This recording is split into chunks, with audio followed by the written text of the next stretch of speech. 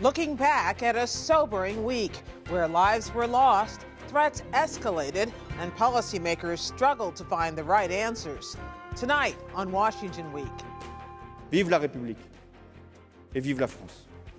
The terror of vulnerability in Paris, in Mali, and at home, spawning refugee backlash.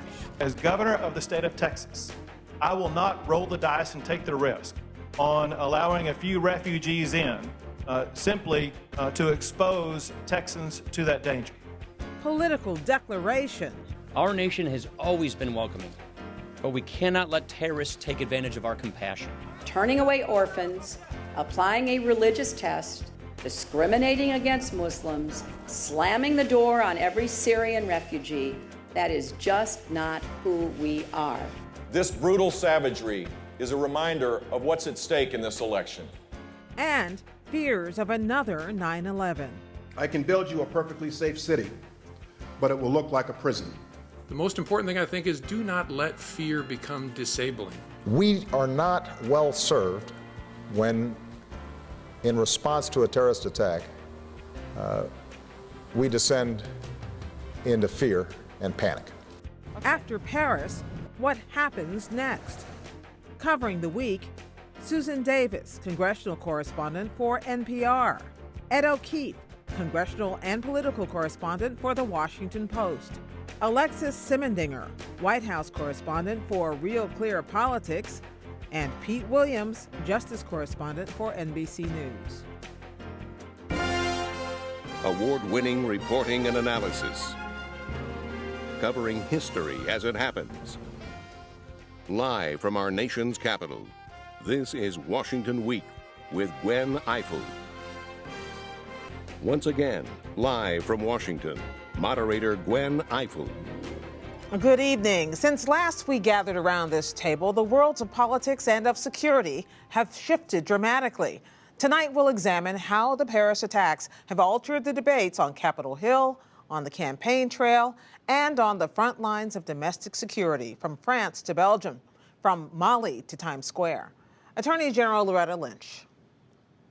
Our highest priority is and will remain the security of our homeland and the safety of all Americans.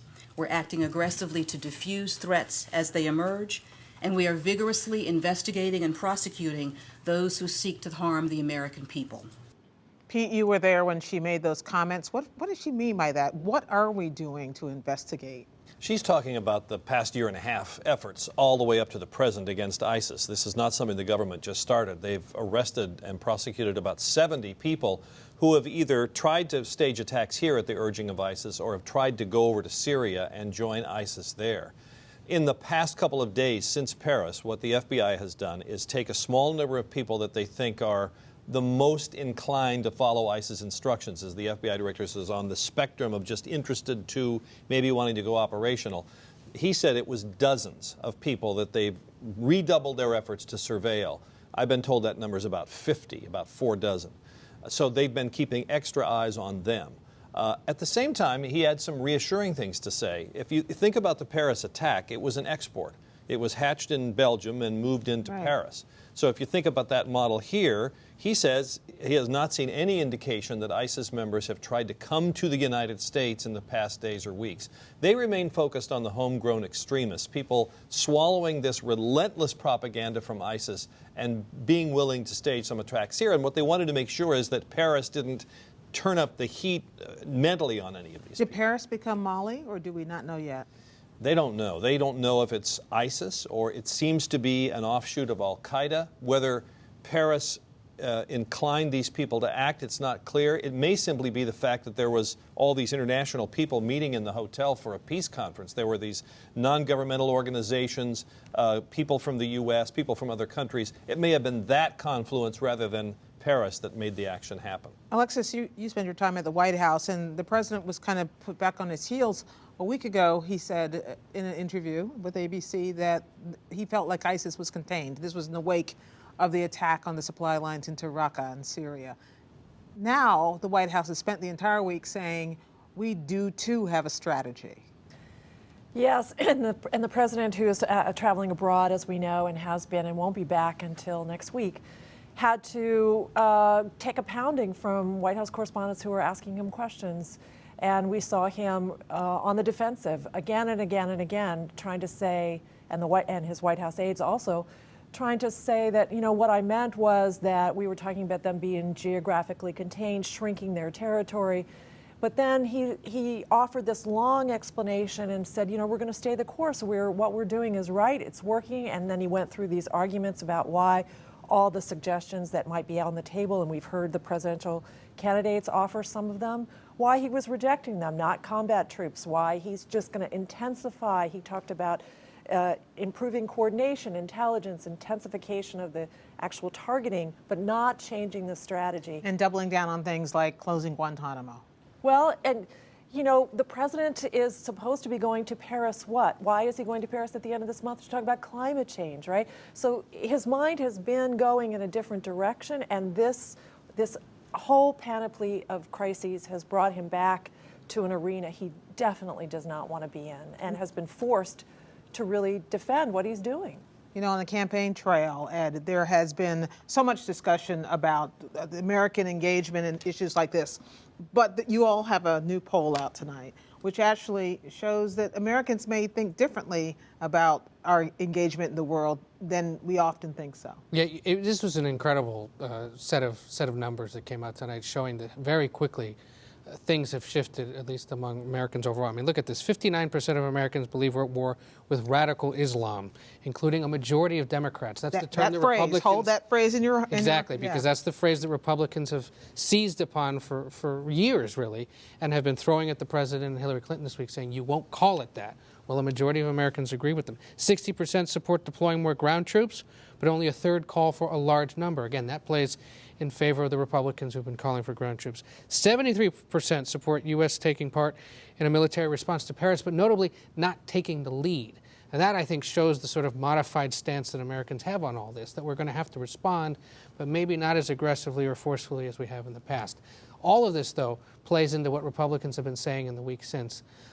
Be more forceful, be more, deploy the military, really rethink the way that we're engaging this around the world. Who in particular? Who's been leading the charge, especially on the military piece? Well, the one that was most clear on it, I would say, at least among the Republicans, was Jeb Bush, who said we have to be overwhelming in our force, and it should include more ground troops. Now, he, as the others, defers to what military commanders might recommend, but the prospect of a third man named Bush deploying troops into the Middle East was raised by him saying this. And he clearly sees an opportunity here for himself to rebound by focusing on national security, because more broadly his campaign sees it as a conversation about who has the soberness and the experience and the maturity to hold the job when you got guys like Donald Trump and Ben Carson out there saying some pretty interesting things. Now, Sue, we all remember after 9/11 that the conversation on Capitol Hill very quickly turned to what we should do to protect ourselves in terms of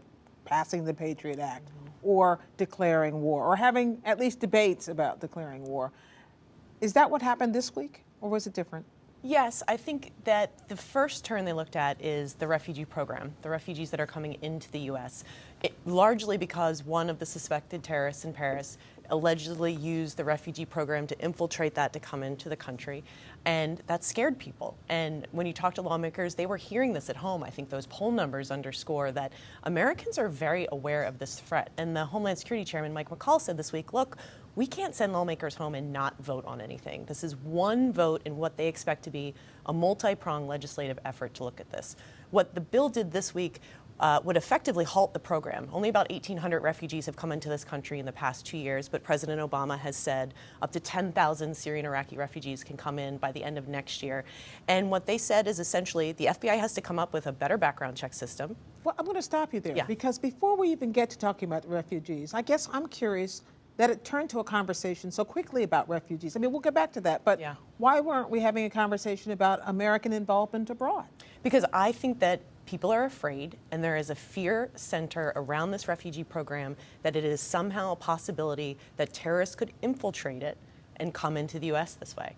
And that the White House has defended it and said, we're confident in the system. These people are thoroughly vetted. It takes up to 2 years to bring these people in. But I think you saw in the vote this week, even after the White House said they would veto this bill, nearly 50 Democrats voted with Republicans on this. And if those margins hold, it's enough to override a veto.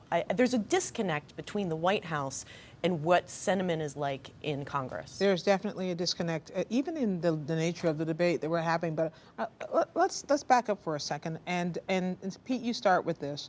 What do we know and what don't we know? Well, in terms of policy in the U.S., what we don't know, for example, is something that the FBI has talked about a lot, about whether the terror plotters in France used encrypted communications. The signs are that they didn't.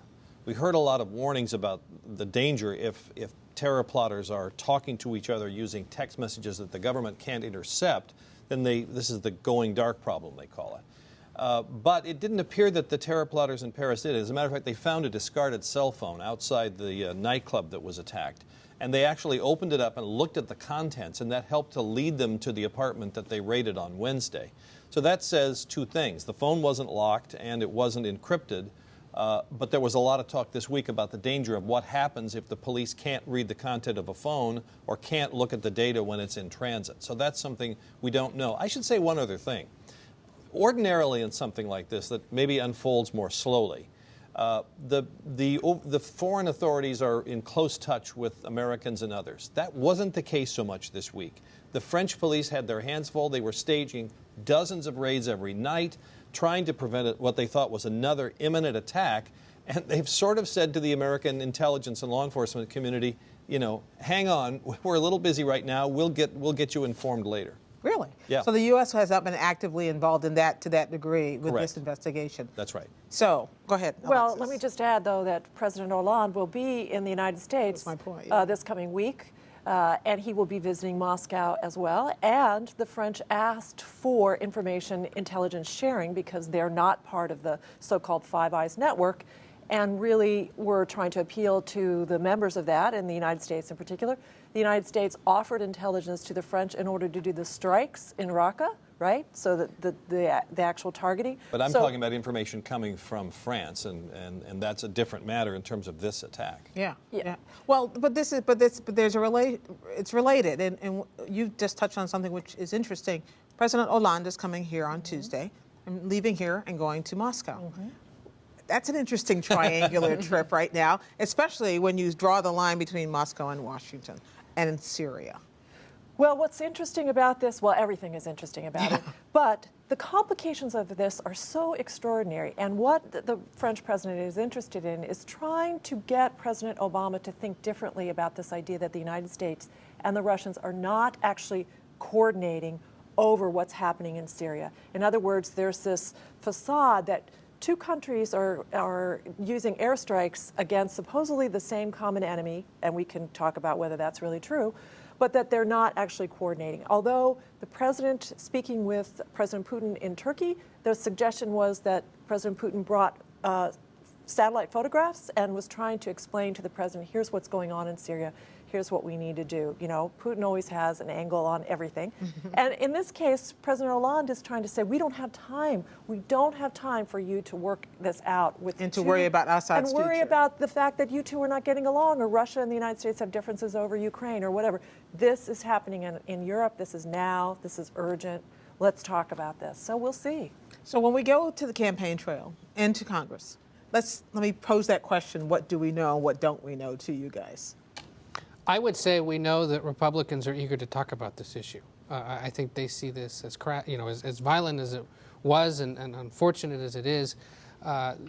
Crassly, they see it as a political opportunity because it not only allows them to criticize the president, it allows them to criticize the woman who was helping shape his foreign policy for so long, Hillary Clinton, and they see big weakness there for her if that's what she wants to run on. In fact, we weren't surprised when that this became such a big political debate, only that it happened so quickly. The flashpoint, however, did not turn, as it has in the past, on questions of war and retaliation, but as we've been discussing, on whether refugees from the fighting in Syria should be allowed into the U.S. Front-running Republicans Donald Trump and Ben Carson said Muslim Syrian refugees should be subject to stricter immigration rules. We can take a chance on ISIS. It could be the great Trojan horse. We cannot take a chance that some of these people coming in are ISIS. If there's a rabid dog running around your neighborhood, you're probably not going to assume something good about that dog. Doesn't mean that you hate all dogs by any stretch of the imagination, but you're putting your intellect into motion and you're thinking, how do I protect my children? Trump even suggested all Muslims in the U.S. should be tracked in a database. The president, traveling this week in Asia, dismissed all of this. They've been playing on fear in order to try to score political points or to advance their campaigns. And it's irresponsible. And it's contrary to who we are. And it needs to stop because the world is watching. And Democratic frontrunner Hillary Clinton did the same thing. But in 30 state capitals and in the U.S. House, the instinct was to pull back. And if in doubt at all, we have to say no to that. We have to say hold back. If you tell us that we don't have enough information to secure our state, we can't go forward.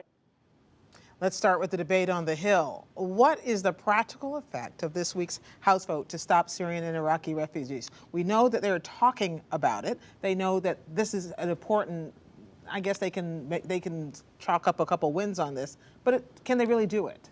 Well, you know, it's not over because Republicans are also looking at what we have in December, another funding bill to keep the government open. And Republicans said this week, look, we might try and attach it to this and force the president to vote against a bill and may have another government shutdown fight. I think it's the first part in what is going to be a series of votes this fall that lawmakers are talking about. That is not only the refugee program, they're also looking at something called the visa waiver program. It's the program that lets us travel back and forth between countries fairly freely, countries like France. Dianne Feinstein has a bill that would make anyone that's traveled to Iraq or Syria in the past 5 years incapable of coming to the U.S. if through that program. Without a visa. Without a visa. They'd have to come through it another way, through clearances. There's also talk among Democrats about trying to revive gun legislation that says if you're on a terror watch list, you can't buy a gun in this country, which currently they can do. But you asked earlier, and it's important to point out, they're not talking about potential military engagement. It's amazing. It is. And for years, I mean, since 2013, essentially. Well, except Congress for John McCain, to be fair. Well, and a few others. And Lindsey Graham. Yes, and a few others. But Tim Kaine. Essentially, and he's the one, exactly. Tim Kaine and John McCain have been saying for years, we need a new authorization. We need to revise the laws that allow us to go out and attack these guys militarily. Congress refuses to do it because, as the polling showed, while there's general support, it's the specifics that will always catch them up. And the presidential candidates suffered through it as well this week. And it's just much to give easier. specifics. It's much easier to blame Obama than to force lawmakers to take some kind of ownership in this strategy. Absolutely. Which is a large reason why they don't want to vote on another authorization. One reason why this visa waiver thing is a big deal is you have roughly 5,000 people from Western European countries who have gone to Syria and come back. Now, contrast that with the situation here. We learned an interesting number this week. The government has always said 250 Americans are in that category. Right. What the FBI director told us yesterday is that the total number of Americans thought to have come from the U.S., or people in the U.S., gone to Syria, associated with ISIS and come back, is in the teens. You contrast that with this enormous problem in Western Europe, that's what's giving rise to the visa waiver issue. If people can go to Syria and come back to Western Europe by the thousands, what's to stop them from flying into the U.S. and they don't need to have a visa? That's the energy behind this visa waiver point. But I also wonder whether the president has the support of his own party on this. We did see a lot of Democrats jump off the ship this week, especially when it came to this refugee issue. In the House, the president very quickly, I would say not quickly enough, but he did quickly begin to recognize that in the House, Democrats were going to go their own way on this, out of concern about their districts, out of concern about their own elections, out of concern that perhaps the president was a lame duck at this point. They weren't going to stick their neck out for him. The president is now under the belief that in the Senate, Harry Reid, the Democratic leader, is going to try to block this legislative move in the Senate. Harry Reid dismissed a reporter's question this week by saying, it's never going to happen, don't worry about it. But as Sue is suggesting, the White House is conversing with senators over these other moderating kind of alternatives to this legislation. Yes. Even though they put out a veto threat before this bill was even written? Yes, because they began to realize that their effort to just say no was not going to be enough on this. It was not going to satisfy Democrats, you know, and that there might be a need to adjust or adapt rather than to just plain veto. What is vetting? The one thing everybody seems to agree on is there should be better vetting, or there should be clearer vetting. It's almost like the discussion that's happening in Europe about putting borders back up between countries. Don't we vet already? Yes, there is a vetting program, and the administration admits that there are. Here's the thing: if someone is proposed as a refugee by, for example, the UN High Commissioner for Refugees, someone from the Department of Homeland Security, a person will meet them and interview them, and they will look at a number of things. Where do they want to go? Do they have family members here? They have some medical or mental problem that suggests they should go one place rather than another to get treatment. They look at their background. They say, well, you know, why do you want to come? Why are you leaving the country? Well, I was at a demonstration on November 13th and they killed my family. Then they will look and see, well, was there a demonstration on November 13th? So they look at the criminal backgrounds, they look at all those things. Some of the problem here is that both the FBI director and the Secretary of Homeland Security have said, look, we admit there are gaps here. We can't go to the police in Syria or the Justice Department in Syria and say, give us the file on Ed O'Keefe, because that sort of information isn't available. What they say is they're better at it now. They consult. The database is better. There's more agencies involved. And they insist that it's very thorough and that it's quite safe. This has been a week of a lot of tough talk, especially on the campaign trail. It seems like that was the first option, not only Donald Trump, but also Ben Carson, not only Ben Carson, but also Ted Cruz. And they really, and even Hillary Clinton's speech was pretty tough and uncompromising. Is that because they know that many Americans, basically, when it comes down to it, agree with them on this, or are scared enough that this is the kind of thing? When Hillary Clinton says, this is not who we are, is that true? No, I think they know that Americans are scared. I think they were probably looking at similar polling that they've been doing themselves that shows that Americans are concerned about this. I think, honestly, they see it as a chance to hit the president. They see it as a chance, the more substantive candidates, let's put it that way, we'll get mail, whatever, see it as a chance to appear as if they could be commander-in-chief. And so I think they are more than willing to take the opportunity. I also think what the post-9/11 elections have taught us is that if the election climate is about national security, that is good for Republicans. Yes. And that another telling thing this week was that Democratic Senate candidates in Nevada and New Hampshire gave very favorable comments towards the pause, essentially leaning towards what Republicans were saying, because that shows you in competitive states, in competitive races, those swingy independent voters tend to come down on the side of Republicans when it comes to feeling safe. And this is not new, is it, Alexis? It's not new, and I would just add that because we're looking at all these candidates who don't have a firm idea, there is no consensus. The American people, if you look at these polls, they're all over the map too, right? They feel one way about their fear, and they feel another way about their rights. They feel one way about ISIS, which they may not understand, and they feel another way about what they're willing to do with the military. So I'm very sympathetic to the American people who are confused, and that's why there's a lot of pressure on Obama to talk. I did note that when all this talk about refugees here, the president of France said this week how many more Syrian refugees France would be accepting. So as much as we're pulling back, other nations are not necessarily. Very interesting. This is going to continue to develop. Thank you, everybody, for a nice, thoughtful conversation. There is more to talk about, but it's going to have to happen online. That's on the Washington Week webcast text show, where we'll talk about today's release of Israeli spy Jonathan Pollard. You can find that later tonight and all week long at pbs.org/Washington Week. Stay up to date with the latest every night with Judy Woodruff and me on the PBS NewsHour. Best wishes for a wonderful Thanksgiving. Do not eat too much, because I will. Good night.